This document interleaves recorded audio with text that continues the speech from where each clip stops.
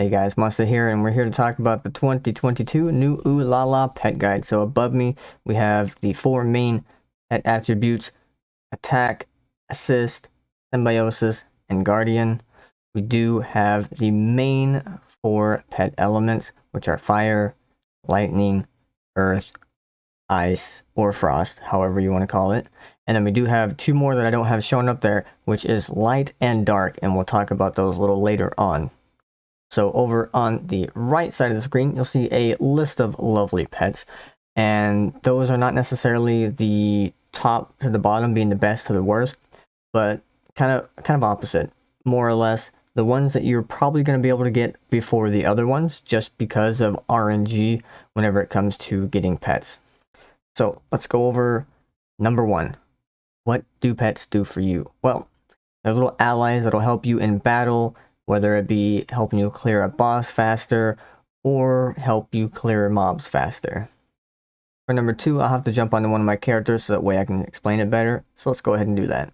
Alright, here we are on one of my tunes, and we're going to talk about number 2, how to get better pets.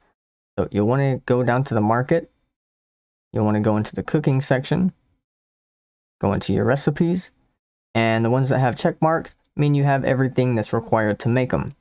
If you have a lit up recipe but not with a check mark, that means you're missing an ingredient or so before you can make it.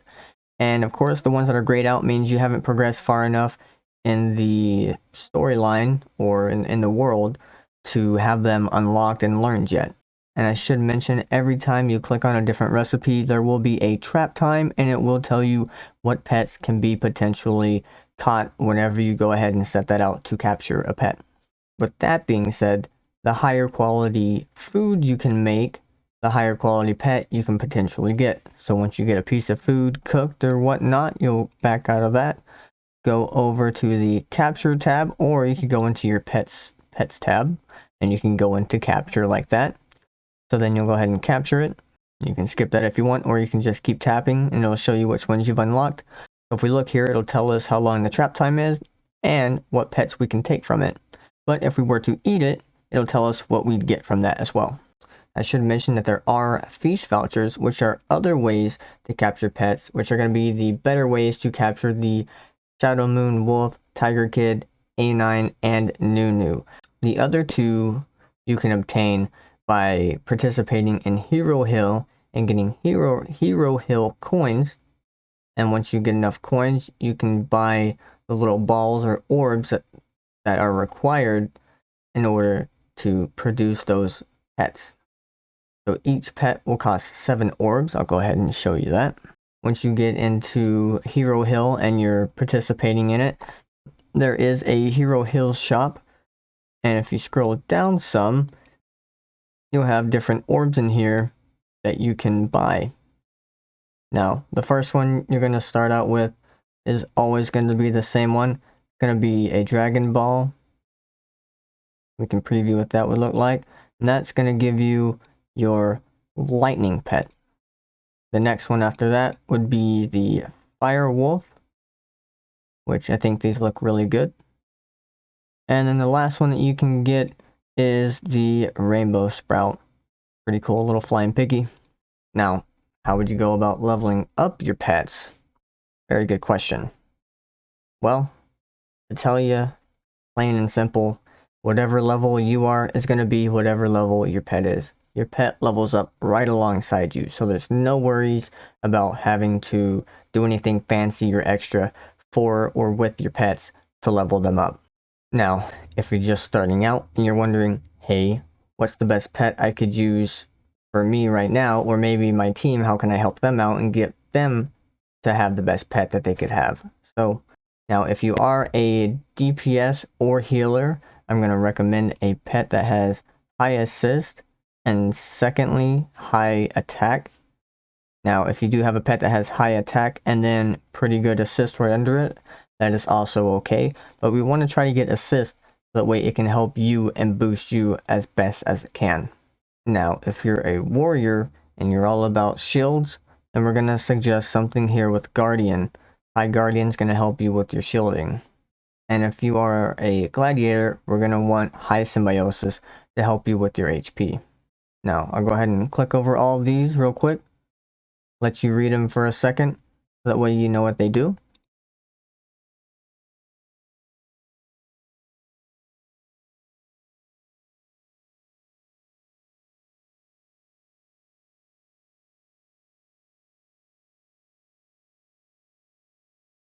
Now keep in mind that the numbers you see on my screen are going to be a little bit different than yours if you're not at the same spot in the same place as I am in Ulala.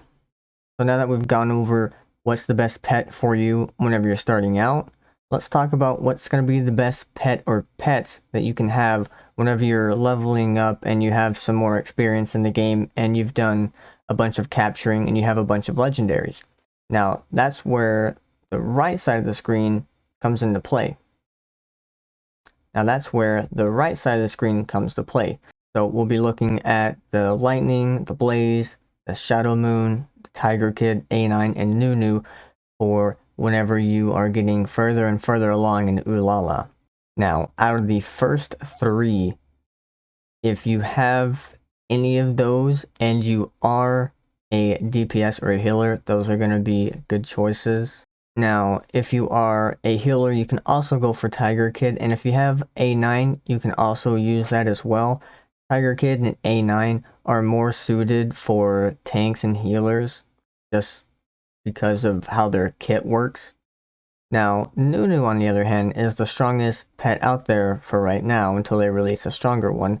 So if you can get your hands on Nunu by capturing them in a feast voucher, that's going to help out the best. So now that we've gone over what pets you should kind of look for early on if you don't have the better pets, and then what pets you should look for whenever you do have the better pets, go ahead and talk about evolving them. Because over on the right side, we have the regular version, and then we also have the evolved versions.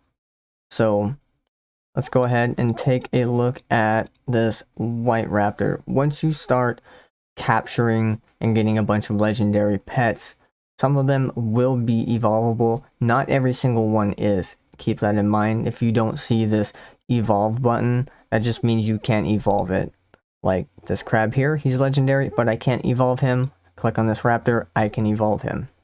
Now, what does evolving do? Let's go ahead and take a look at his stats down here, his talents. We got 8.8, 5.3, 6.8, and 6.1.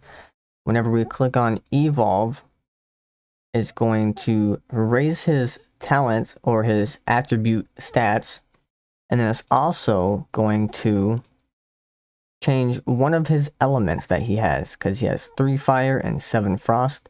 We go to evolve, it's going to take his fire away and it's going to keep his frost. And the fire, once you evolve, is going to take one of the 2 attributes from your pet and turn it either into light or to dark, depending on which pet it is. Now, light and dark do trample over the main 4. So if you can evolve your pet, that's probably going to be the best bet for you to help get you a little stronger. And that is what evolving does for your pet. It will make your pet stronger, and it will in turn make you stronger because you're making your pet stronger. Besides the obvious points of what evolving does, it will boost your stats, and it will take one of your main attributes and turn it to light or to dark, and then you will get special skills for each pet that is evolvable. So let's go ahead and jump down to number 8 and then go back to number 7 because I forgot to change the order of those. So how do you level up your pet's skills? Good question. You'll click on the pets, and the stones that you use to evolve your pet, let me show you real quick. We have this pet evolved here. You'll need the same stones required to evolve the pet, and then you'll need a couple of other stones as well. There are a handful of stones out there. There's light, there's earth, dark, fire, and you get the gist. There's a few different little stones you'll need to be able to help evolve your skills for your pets and level them up. You just got to make sure you have the correct amount of stones for your pet and the correct amount of stones that are also needed for evolving your skill up. Now, the skills on pets, some will have 3 and some will have 4. It just depends on the pet.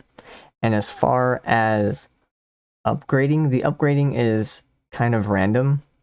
So it could start up here at the top right, go down to the bottom, over to the right, stay over to the right, and then go over to the top left. But once you get the initial pattern down, it'll stay that same pattern until all the skills hit level 6. Once you click on each skill, you can scroll down and see what you're going to get out of each level or each skill. So now that we went and talked about how to check if your pet can be evolved, what does evolving do, and how to level up your pet skills, I should also mention where you can get these different stones for your pets and whatnot. So you'll want to go ahead and go to the Lucky Runes section, and this is where you'll find your Dark Stone, your Lightning Stone, your Light Stone, your Frost Stone, Fire Stone, all that goodness, and then a bunch of other little stones for specific pets. So I should also backtrack a little bit and talk about, how can you tell if your pet's going to be able to be evolved? Besides checking for that little head that pops up that says evolve, you'll look at the bottom and it'll tell you how much you need to evolve it. Once you've wished 100 times in here, this blue little liquid will fill all the way up to the top, and then you'll get one of these sent up to the top right of your screen. And what those do, you go into the lucky store because you have a lucky stone, and you can choose one of these 6 pets that are in here to gather enough stones to either evolve it if you don't have enough to evolve it, or to help upgrade one of the skills if you already have the pet evolved. Alright, so last but not least, let's go ahead and talk about starring up your pet. For starring up your pet, you would pick a pet that you're using, say this pet here. You click star up, and then you would pick a pet that either does not go into a farm because your farm is maxed out or it's as good as it can be for the moment, or it's just a pet that you're not ever going to really use for anything, like an extra moblin or something. So then you'd click on the pet that you're not going to be able to use or you're not wanting to use, add him into the second slot, because whatever the first slot is, that is going to be the pet that gets starred up. Keep that in mind. Once you have these two set and then you hit star up, this flying squirrel would become a 1-star instead of a 0-star. And then so you would keep combining pets together until you get all the way up to a 5-star.